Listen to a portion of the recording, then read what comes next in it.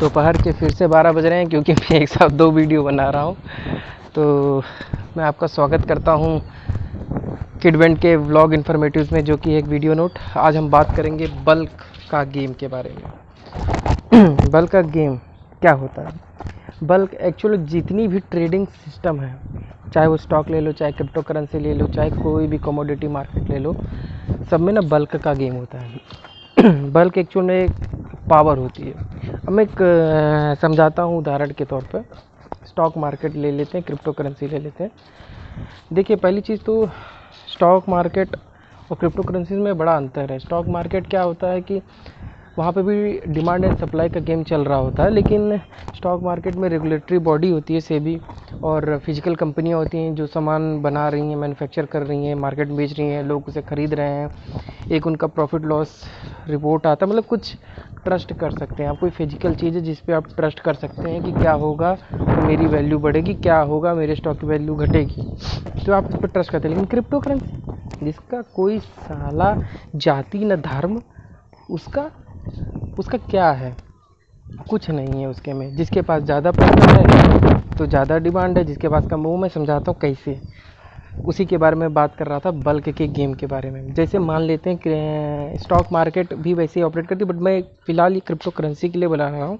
तो crypto currency के बारे में ही बात करते हैं कि मान लीजिए कोई बड़ा इन्वेस्टर है, उसने या तो क्रिप्टो करेंसी कॉइन निकाल दिया, या तो मान लो उसने किसी क्रिप्टो करेंसी में बल्क में इन्वेस्ट कर दिया, बहुत सारा पैसा। तो क्या होता है, मार्केट में उस कॉइन का डिमांड बढ़ गया। ठीक है, पहली चीज़ तो डिमांड बढ़ गई। तो क्या जो मिडिल लेवल के इन्वेस्टर हैं, जो आजकल प्रमोटर का काम कर रहे हैं, जैसे आप अपने यूट्यूबर में बहुत लोग दिख रहे होंगे, फाइनेंशियल गुरुज जो आजकल क्रिप्टो करेंसी का बहुत प्रचार प्रसार कर रहे हैं, तो वो लोग जो मिडिल लेवल के इन्वेस्टर्स होते हैं, वो कॉइन की बढ़ती मार्केट देख करके, और कुछ कंपनी से भी पैसा मिलता है प्रमोट करने के लिए, तो ये सब देख करके वो भी अपना कुछ पैसा इन्वेस्ट कर देते हैं। तो क्या होता है, वो मार्केट का में कॉइन का रेट और बढ़ जाता है। फिर जो आम लोग होते हैं, जो बहुत छोटे इन्वेस्टर होते हैं, वो देखते हैं अरे यार मार्केट में कोई नई चीज़ आई है यार, इसमें तो पैसा बहुत ज़्यादा कमाने मिलेगा। तो वो क्या सोचते हैं, इन्वेस्ट करना, कहीं हम लोग पीछे न रह जाए। तो वो लोग भी सोचते हैं कि इन्वेस्ट कर देना चाहिए, तो वो लोग इन्वेस्ट कर देते हैं।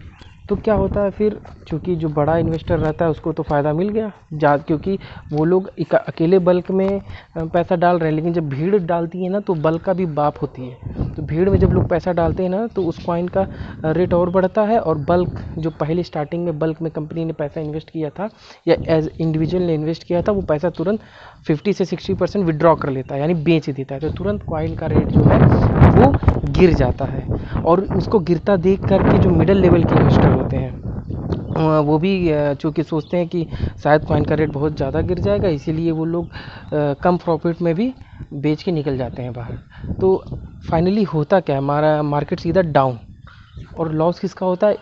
जो भीड़ होती है, जो छोटे इन्वेस्टर्स होते हैं। तो इसीलिए इस क्रिप्टो करेंसी के चक्कर में नहीं फंसना चाहिए, क्योंकि इसके आधार जिसके पास ज़्यादा पैसा है वो ही इसमें कमा सकता है। ये सिस्टम ऐसे ही काम करता है। तो अगर आपके पास बल्क में मनी नहीं है तो इसमें मत आइएगा। और यही सेम चीज़ अप्लाई होती है स्टॉक के ट्रेडिंग और फ्यूचर एंड मार्केट में भी। मैं डिलीवरी की नहीं बात करूंगा, क्योंकि उसका एक अलग गेम होता है, वो भी मैं किसी और दिन बात करूंगा। लेकिन फ़िलहाल जो ट्रेडिंग और इसकी फ्यूचर एंड ऑप्शंस की बात कर रहा हूँ, उसकी बात करता हूँ। उसमें बल्क का बहुत बड़ा रोल होता है। सारा कंट्रोल इन बल्क में पैसा लगाने वालों के पास में ही होता है, मार्केट को ऊपर नीचे करने का।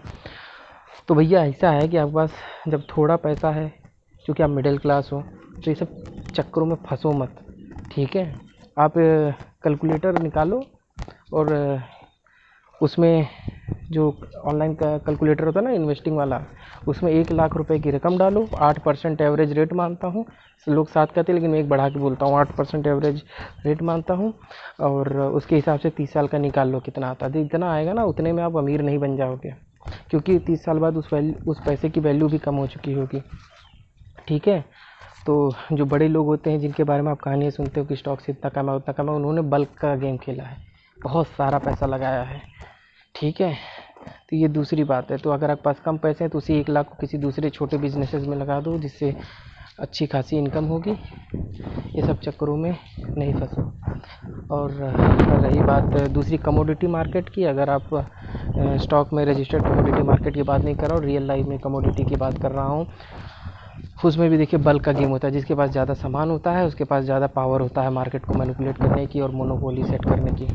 तो बल्क का गेम हमेशा अच्छा होता है, इसीलिए मैं बोलता हूँ कलेक्ट करो, क्योंकि जब कलेक्ट करोगे तभी तो बल्क तक पहुँचोगे। समझ गए? तो आज का ज्ञान इतना ही, फिर मिलते हैं।